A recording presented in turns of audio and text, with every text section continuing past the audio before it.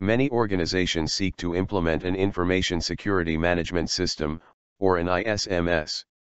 However, few of them really achieve all of their projected goals, or reap the full benefits that they could actually accomplish. There are many challenges that stand in the way of an enterprise achieving a successful ISMS, and the following are the top 10 that should be addressed before, during, and after an implementation. Implementing an ISMS should be a strategic requirement of an organization that heavily relies on information technology. The decision to go for this implementation should be made by the highest possible management body, and it should be provided with full support and commitment. Implementing security controls at a low technical or organizational level is not enough, due to many difficulties that could arise. Management support helps keep everybody on track, in leading by example, and ensures that obstacles could be overtaken.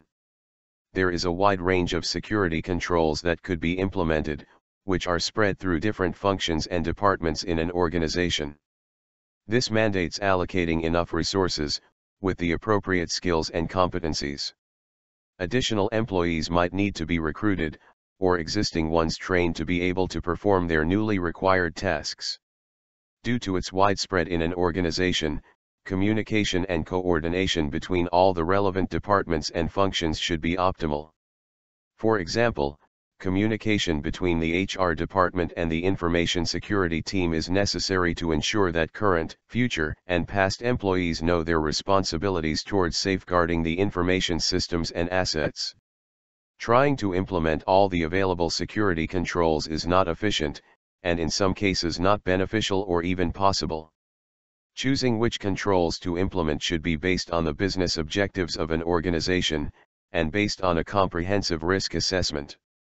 The initial plans and assessments could be revised at periodical intervals, to determine that they are still valid, or need further adjustments, which reflects on the security controls implemented. Along with the technical requirements, many security controls have organizational requirements as well. These requirements could create a need for change in the current processes and procedures. Such change is not always welcomed by employees, who are accustomed to be doing their activities in a certain way, and might resist this change.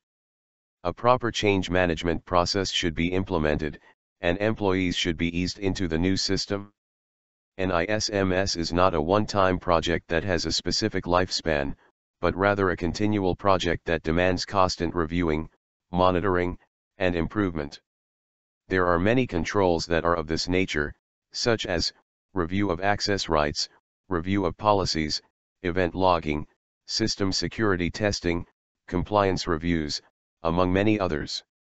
Documentation is one of the dull subjects that people don't want to usually discuss, as they feel that it is an extra burden that is not worth the effort. However, this notion is far from the truth, and the value of documentation is very high, in preserving the organization's knowledge, environment, and processes.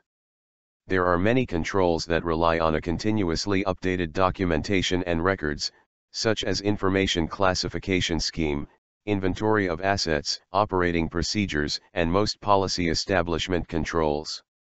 Applying an ISMS for the sake of compliance, such as complying with ISO 27001 standard, should not be the goal. Many organizations consider implementing an ISMS for auditing purposes, or information assurance publicity, but that could affect the success of the security system.